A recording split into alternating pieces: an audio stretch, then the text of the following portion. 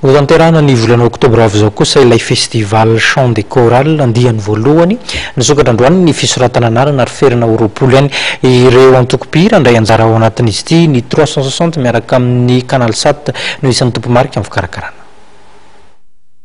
Ny sokatra nanomboka androany ny fisoratana anarana ho an'ireo olona andray anjara ny etika festival chorale malagasy karakarain'ny 360 miaraka amin'ny canal 7 canal plus ny 5 sy 4 oktobra ho avy izao. Tsy isafidianana salatao ity fifaninana ity. Eny amin'ireo alliance française manerana nosy sy eny amin'ny crâne no anaovana ny fisoratana anarana. Fifaninana miseho amin'ny alalan'ny firana tsy misy mozika na irony antsoina hoe a cappella irony no atao mandritra ity festival de chorale malagasy ity. Tanjona moa ny ampiroboroboana ny talenta, ny fahasamihafana ara-kolontsaina ary ampiresana ny malagasy ihany koa.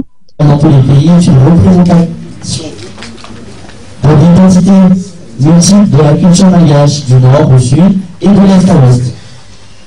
Le chant de chorale souhaite donc ainsi réunir l'ensemble des malgaches, soit donc une communauté de 7 à 77 ans intéressés par le chant, la danse, les arts de la scène.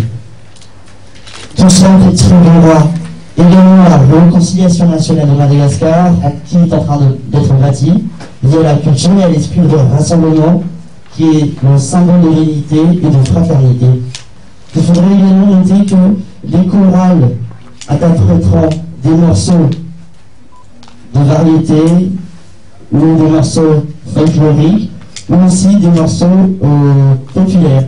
C'est-à-dire, elles peuvent chanter que ce soit en malgache, en français ou bien en anglais. Nisafidy ny anoana ny etika ny canal 7 ao anatiny izay etika fampiroboroboana ny sehatra ny ara-kolontsaina malagasy izay.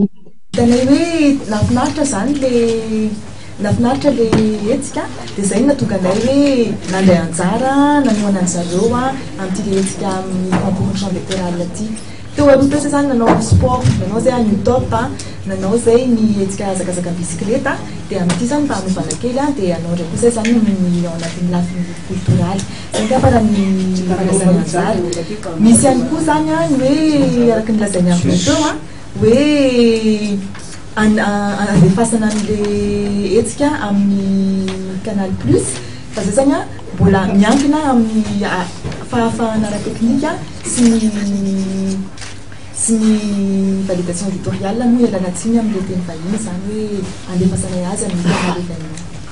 Itohatra amin'ny 17 volana aogositra avy izao moa ny fisoratana anarana ary chorale misy 20 izay ho fatenan'ireo manam-pahaizana manokana no andray anjara amin'ity andiany voalohany festival de chorale malagasy ity ka izy ireo no hifaninana mandritra ny roa andro izany hoe ny 5 sy ny 4 oktobra ho avy izao eny amin'ny Coliseum Atsonjombe.